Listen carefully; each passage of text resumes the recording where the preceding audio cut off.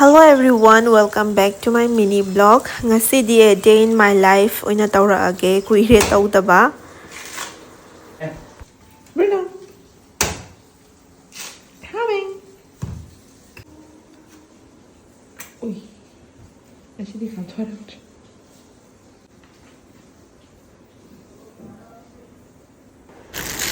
Kaisum sadringaida BP hana ole.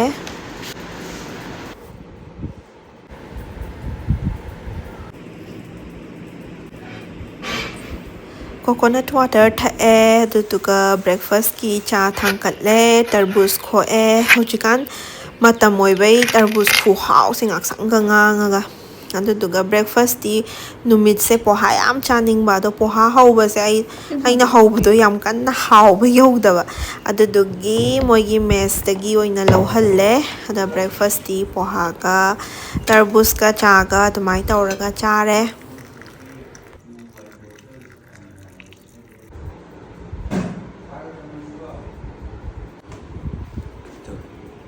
Bruno, phải bằng và hai đi của chị chơi nhá. Malay. Anh đi có ta đi tụi mặt con ta đi chơi. Bruno su breakfast sa loiraga set thagare. Nuga ngahag leiraga moista pukhi laibane ba adudo nga phae na singa ani se thila ame do no mawali ngai da koi do film yeng se na ticket ka khrabane ba duga thong le di thenga ne na semdo maga fridge ta oina thamamme Nang le hau doi ni lao. akhoi thok tringai da Bruno hana thokre.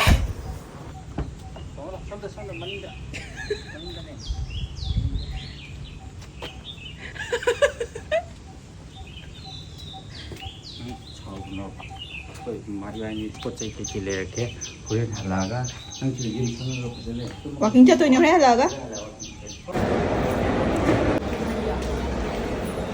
Hau ra ma le. Film yeng ba loiraga chak lamandana kai khra sa se na kai khra chare duga pot chai kai makup mata kai khra yenge laire duga decathlon da mu change angang khra competition taw leirame do ngatang yenge duga enchang na pi haira khra leiraga khoido halase na dum thokla e duga yum yaure ayukta sema manga do phajana thonge chare duga video namma do pura kaw da nam tan nam hodare ado chaba loiraga mu ngatang Bruno do ngatang ma pan da puthok pira e Pam de gan. lao